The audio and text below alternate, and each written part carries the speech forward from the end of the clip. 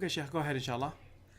بسم الله الرحمن الرحيم اللهم لك الحمد كما ينبغي لجلال وجهك وعظيم سلطانك ونصلي ونسلم على عبدك ورسولك محمد وعلى آله وصحبه أجمعين رب اشرح لي صدري ويسر لي أمري واحلل عقدة من لساني يفقهوا قولي. Brothers and sisters, it's my honor and pleasure to welcome you to another episode in our series Illuminate Your Life. And today I have a beautiful tradition about the best of mankind. Of course, this question was asked to Rasulullah sallallahu alaihi wasallam different times to different persons, and today I have one of his answers that takes into account the situation of the person, and of course, all of these answers are applicable for all times. So let me read the tradition in Arabic, translate it, and explain its beautiful meanings so that we can enhance and beautify our understanding and practice of Islam.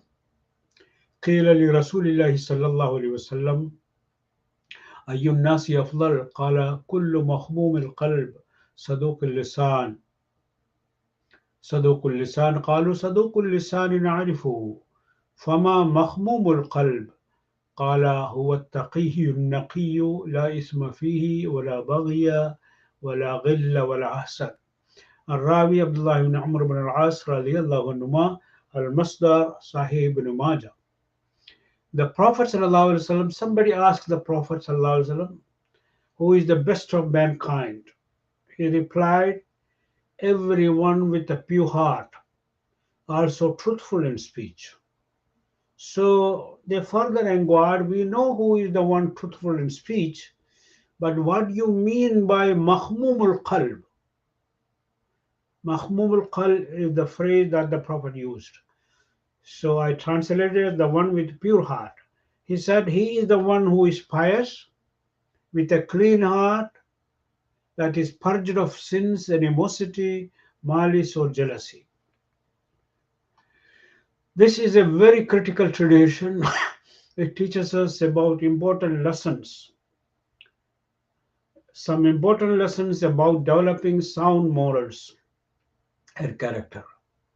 It stresses the role of piety, truthfulness, and purification of heart from spiritual diseases such as sins, animosity, hatred, malice, ill feeling, and jealousy. All of these are considered poisons.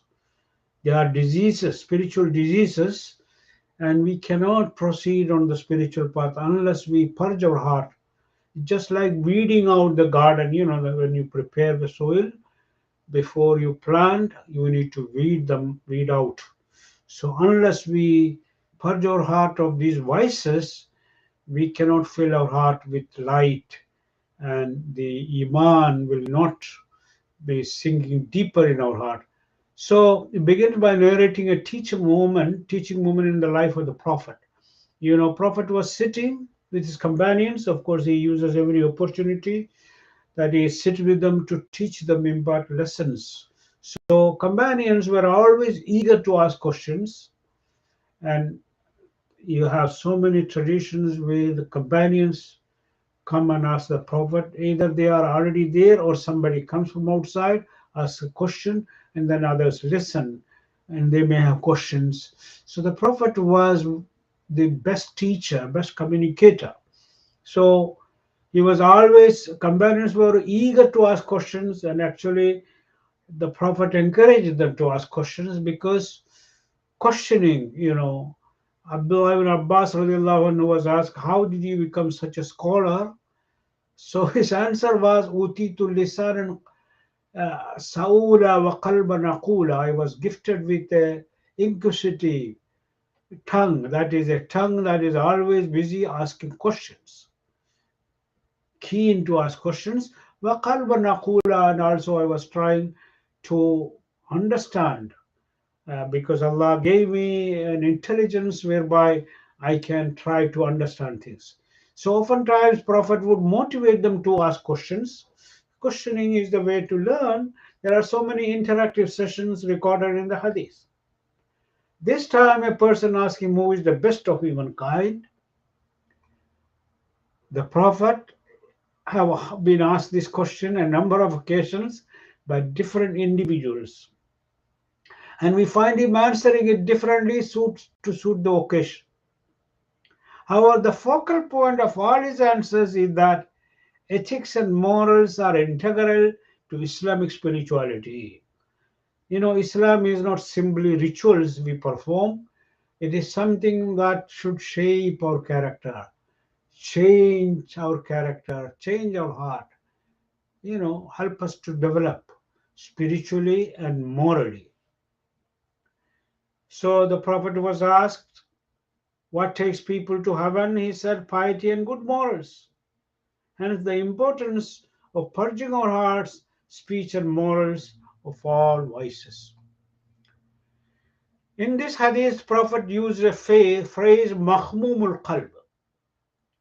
It was unfamiliar, although they were people and they boasted about their eloquence, because Arabs call themselves Arabs and they say others are Ajam. Ajam means they are not articulate, they don't have eloquence like that they have. So they used to pride themselves over their ability, mastery of eloquence.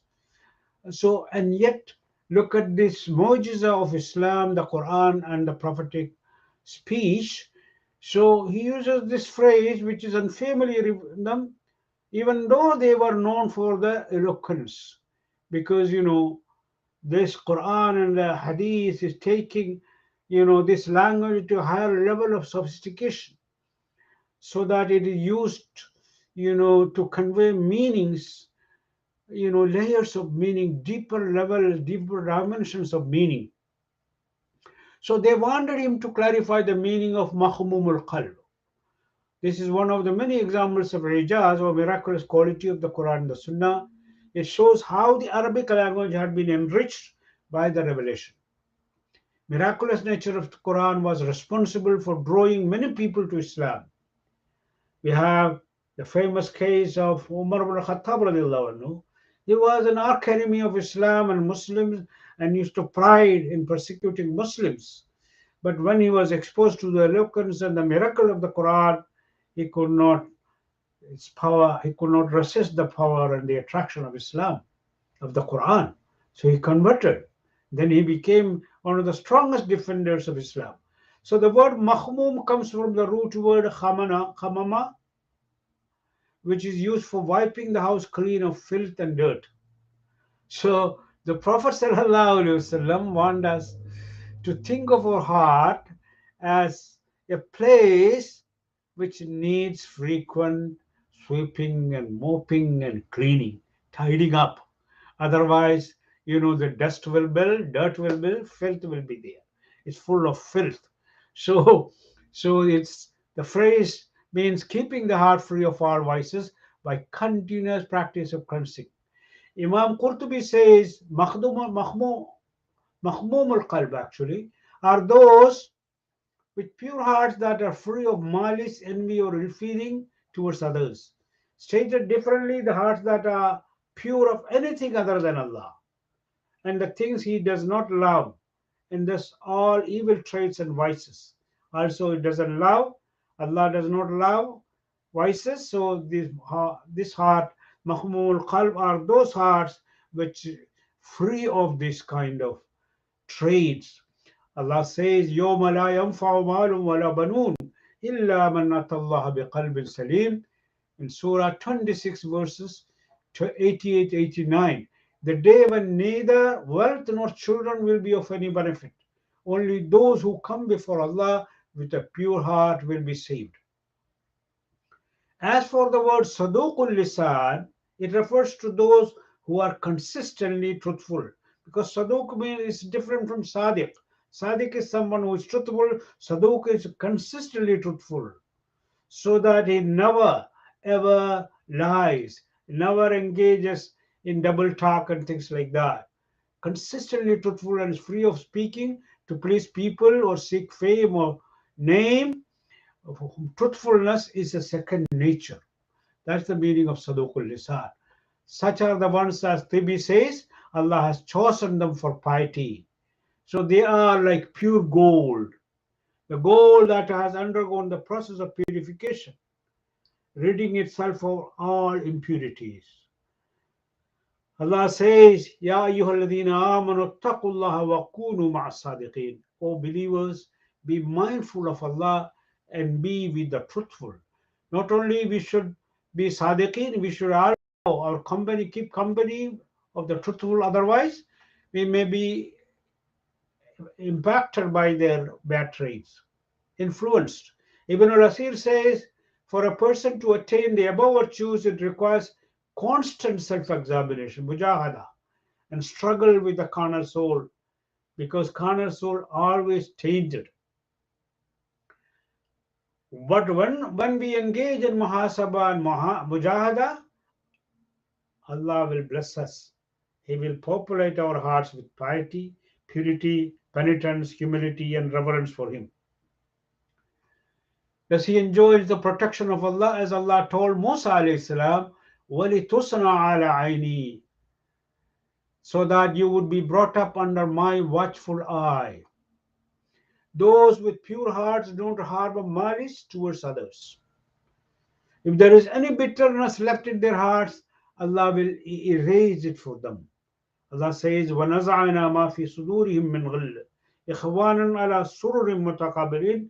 On the day of judgment, we will remove whatever bitterness they had in their hearts, and in a friendly manner they will be on thrones facing one another. The lesson that we learn from this beautiful hadith is, the hadith first of all shows the great zeal and yearning of Prophet's companions to enhance knowledge and practice of Islam.